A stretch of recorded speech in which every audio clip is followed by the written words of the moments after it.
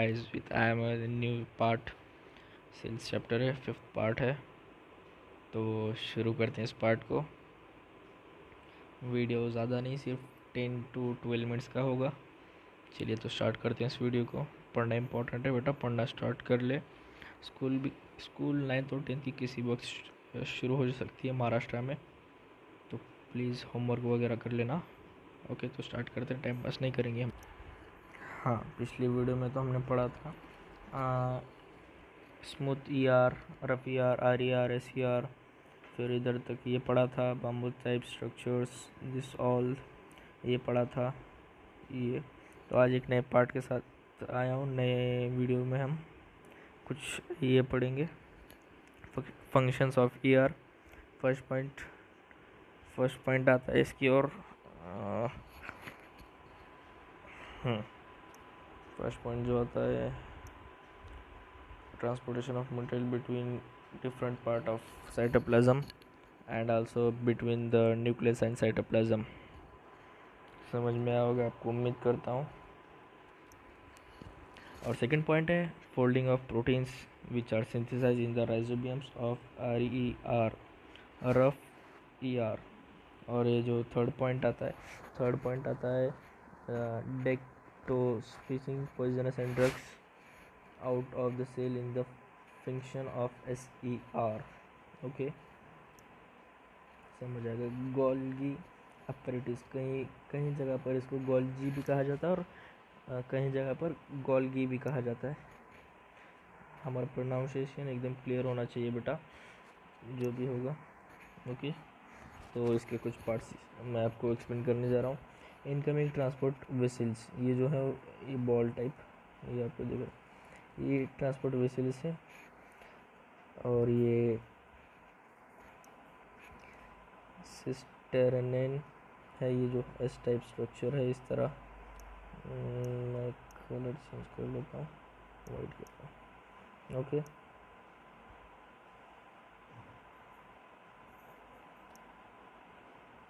देख सकते हैं आप, ये लुमेन है जो इस तरह दिखाई देता है। ओके, हाँ। और ये न्यूली फॉर्मिंग वेसल्स, जो ये वाइट कलर के जो फॉर्म हो रहे हैं, ये न्यू वेसल्स फॉर्म होने वाले हैं। और ये सेक्रेटरी वेसल्स हैं, ये जो सर्कल्स वाले हैं जो सेक्रेटरी वेसल्स हैं। और ये ट्रांसफेस। ओके, हाँ। और अब आए हैं एक इम्पॉर्टेंट पॉइंट है, Camillo Golgi discovered the Golgi apparatus. क्या नाम है इसका, इस बंदे का नाम, इस साइंटिस्ट का नाम है, बंदा तो नहीं बोल सकता, बहुत बड़ी हस्ती है बेटा, Camillo Golgi. It contains vessels that are arranged parallelly in stacks. These stacks are called cisterns. These vessels have their own membrane. These membrane are sometimes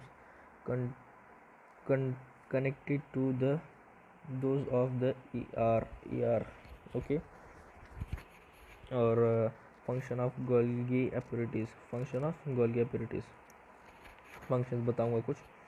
हाँ, ये फंक्शंस हैं, इनको इम्पोर्टेंट है बेटा, टिक करके लिए, नोट करके लिए, कहाँ भी कुछ भी करके लिए, स्क्रीनशॉट मार के लिए, बहुत इंपॉर्टेंट है। लॉकडाउन का पीरियड है, पढ़ ले। Golgi apparatus carries material synthesised by the ER to different part of the cell।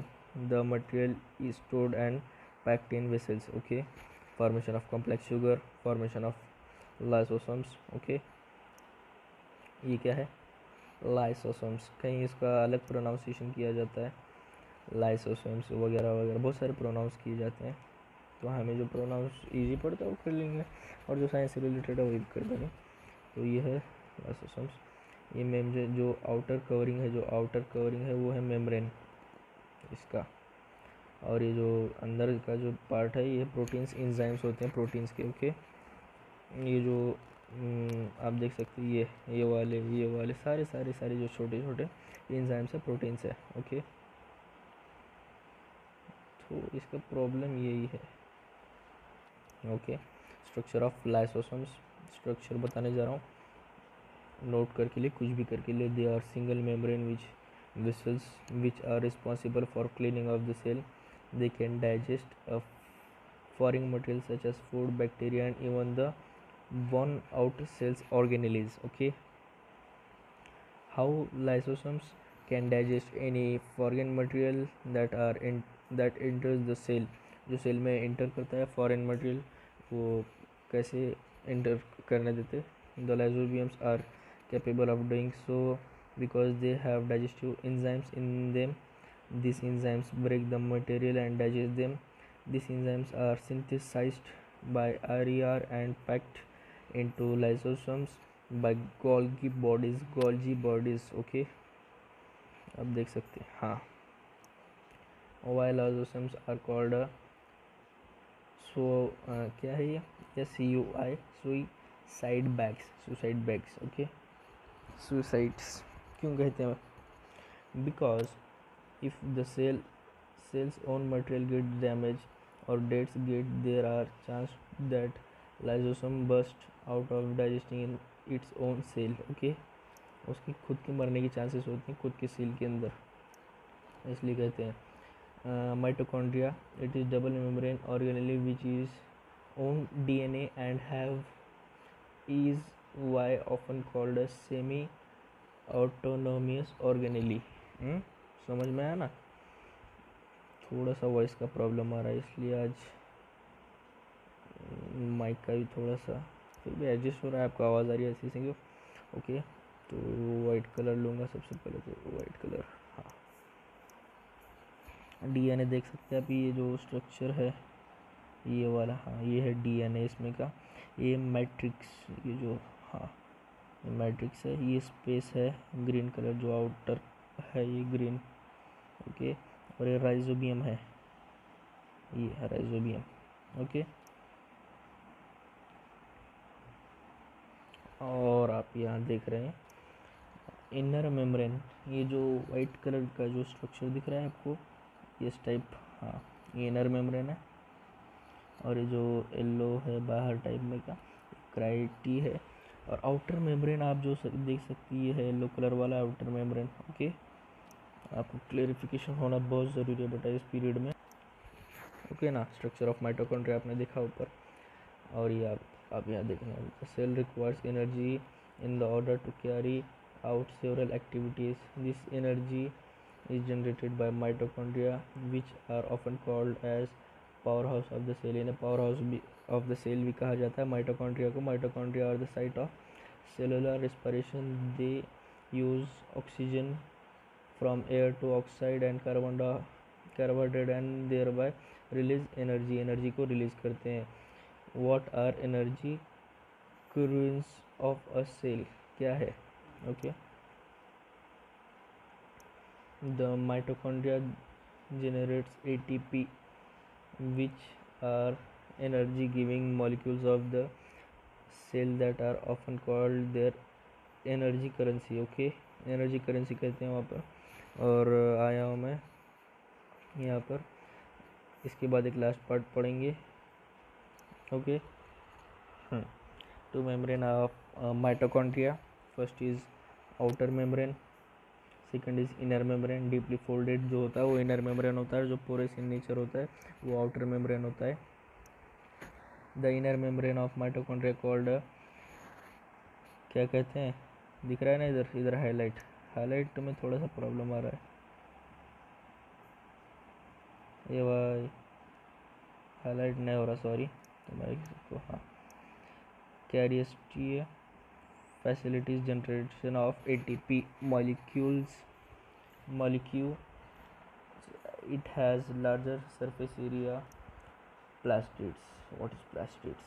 Just like mitochondria, it is also double membrane organelle which has its own DNA and ribosomes.